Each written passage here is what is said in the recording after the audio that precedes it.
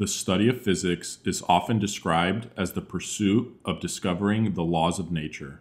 From Newton's law of gravitation to Maxwell's famous equations of electromagnetism, all the way up to the two pillars of modern physics, quantum mechanics and relativity theory, physicists have done an incredible job of discovering natural laws that seemed hidden for much of history. But outside of the predictive power these theories have, I believe there's a very interesting question that often goes unaddressed in physics textbooks. Namely, what exactly is a law of nature? Broadly speaking, there are essentially two options for understanding what a law of nature is, and they hinge on the answer to one question. Is there any physical necessity to why the laws of nature are what they are? Or, put another way, is there any explanation of why the universe has the order that it does? There are two main schools of thought that answer no to this question, and three that answer yes.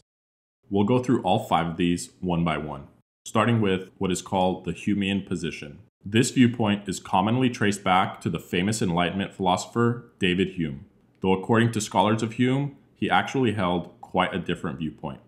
As a result, this position has often also been called the regularity theory of the laws of nature.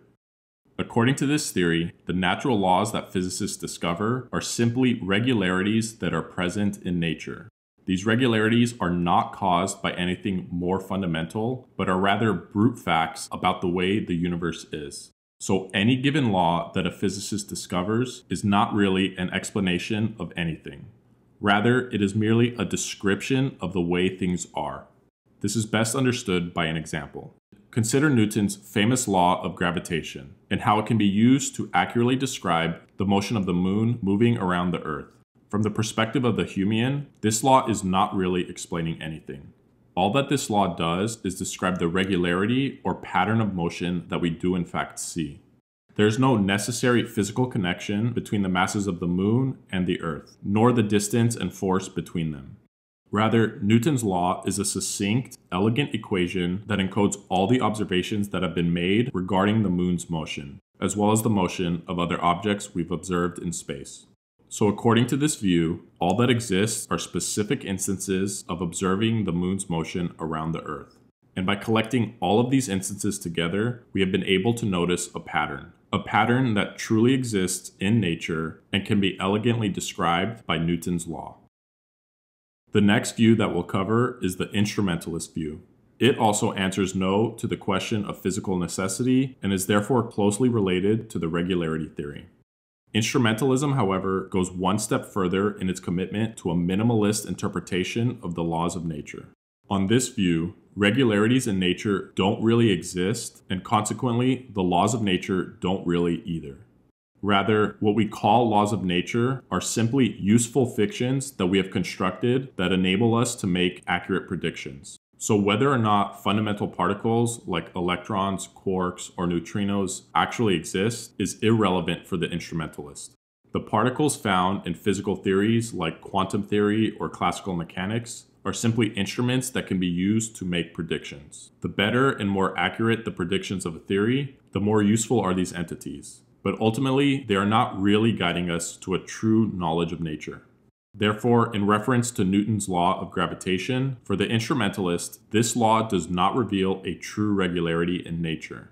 It is only a very useful tool that we can use to make predictions about the moon's motion. For example, by predicting eclipses or the motion of the tides. Okay, next up, let's consider the various theories that answer yes to the question of physical necessity. The first we'll look at is called the theological or divine command theory, a view held by none other than Isaac Newton himself. In this view, the objects of the material world have no inherent tendency to behave in any given way. Instead, every single object that exists is a passive material that has the capacity to be moved or governed in a specific way if certain laws are imposed upon it by God. It is in this sense that Newton and many of his contemporaries believe that the universe is governed by natural laws. So on this view, the reason that Newton's law of gravitation accurately describes the motion of the moon moving around the Earth is because they have been in some sense commanded by God to obey this law. An interesting consequence of this view is that when Newton discovered this law, or a modern-day physicist discovers a new law, They are not really finding out anything about the objects themselves, but are instead discovering the commands God has given to material objects. Physics then becomes a form of theology and not really a natural science. The next theory is known as the Platonic view, taking its inspiration from the ancient Greek philosopher Plato. One of the key ideas in Plato's philosophy is his theory of forms, which states that the essences or natures of all things exist in another realm distinct from the physical world. This realm is frequently referred to as the world of Plato's forms, and includes the essences of things like humans, trees, and dogs, as well as abstract objects like numbers and geometric shapes. According to Plato, all these forms exist in a timeless, non-physical manner distinct from the physical world, and they are in a sense more real than physical objects. In fact, physical objects are seen as imperfect copies of their forms and merely participate in them. Okay, so how is this applied to the laws of nature? Well, according to the Platonist view, laws of nature are necessary connections between Platonic forms. So in reference to Newton's law again, this law encapsulates the necessary connections that exist between the form of mass, the form of distance, and the form of force. Any specific instance, like the moon moving around the Earth, will just be an image of or a participation in this ideal relationship.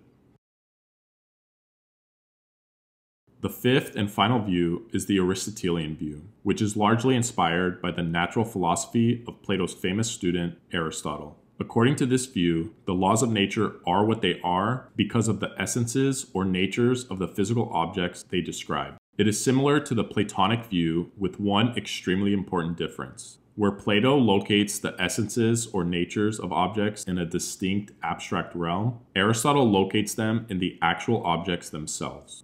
So according to the Aristotelian, Newton's law of gravitation is not the fundamental object to understand here. Rather, what is more fundamental is the form or essence of the moon and the form or essence of the Earth. In other words, what it actually means to be these specific objects. So, given their sizes and material composition, they consequently have a certain power to gravitationally attract each other. Newton's law of gravitation, then, does not govern their behavior in any way, but rather it is simply a description of this power.